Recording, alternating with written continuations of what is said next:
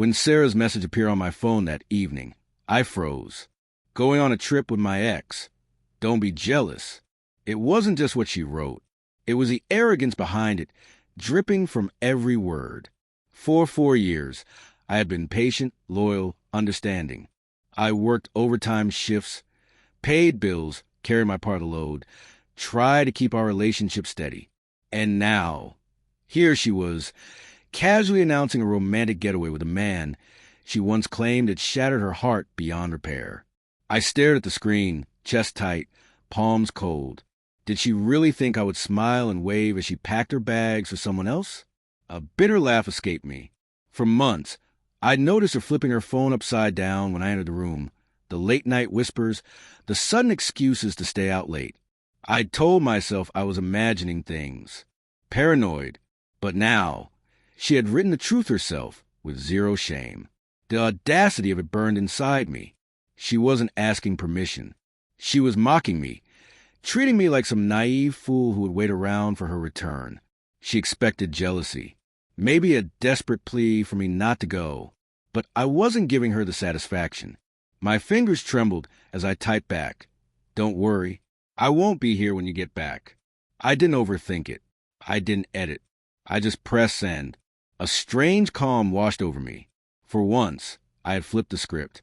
I could almost see her smirk turning into confusion as she read my reply. She was used to holding power over me, used to me swallowing my pride to keep her happy. Not this time. My words were no bluff. They were a promise. That night, I packed quietly. Every shirt folded neatly. Every drawer emptied without a trace. I looked around our apartment, our supposed love nest, and saw the red flags I had ignored. Her perfume lingering on couch cushions, photos where her smile outshone mine. Everything felt staged. Fake. By midnight, my bags were in the car. My decision wasn't just anger, it was clarity.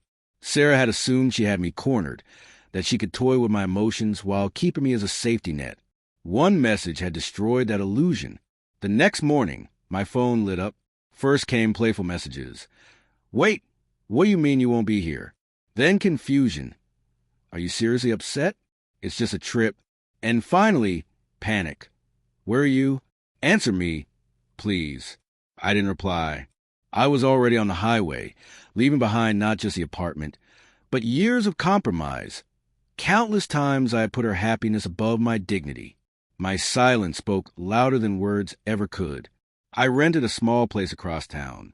Nothing fancy, but peaceful. For the first time in years, I felt light. No checking moods constantly. No walking on eggshells. No waiting for affection that rarely came. Freedom was sharp, almost bitter, but it was mine. 2 days later, Jason, a mutual friend, called. His voice mixed disbelief and pity. "Man, Sarah's blowing up everywhere. She's telling people you left her over a harmless trip, saying you overreacted." I laughed, but there was no humor in it. Harmless? She went with her ex. What did she expect? Flowers? Jason paused, then said something that stuck. "Everyone can see what she did. She's just embarrassed you didn't play the role she wanted. You didn't beg. You didn't fight. You walked away. That's what's eating her alive." He was right. Sarah thrived on control, the drama, the chaos, the apologies. Those were her tools to keep me tethered. But this time, I didn't give her a stage. I left her in silence. And that silence was louder than any fight. Later that week, she appeared at my new place. I didn't let her in. Through the door, her voice cracked from anger to desperation. "You can't just walk away from everything we built. It was just a trip." "I needed space," I said. "I needed clarity. Don't throw us away over this." Her words fell hollow. Space. Clarity. She hadn't needed space when she leaned on me for rent, when she borrowed my car, when she cried on my shoulder about how cruel the world was. No, the only time she needed space was when her ex resurfaced. I listened, unmoved. This wasn't about love anymore. It was about respect, and once respect is gone, there's no rebuilding it. Days turn into weeks. Her messages grew shorter, colder, bitter. "You never really loved me. You're heartless." I bet you were waiting for an excuse to leave. Her words didn't hurt the way she intended. I could read her unraveling without letting it pierce me. I was finally free. I poured myself into work, rebuilt my routines, rediscovered the parts of me I had lost bending around her moods. I hit the gym, reconnected with friends, took quiet evening walks without explaining myself. That simple freedom, just existing without monitoring, criticism, or guilt, was worth more than anything she had offered. One evening, Jason sent a screenshot from Sarah's social media. She'd posted a photo with her ex, captioned vaguely about finding herself and true love never dying. The comments weren't supportive. They questioned her choices, called her out for disrespect, mocked her for chasing what had failed before. I didn't reply, didn't react. I just smiled. The universe has its own way of showing the truth. A month later, Sarah came to my door again. Not angry this time.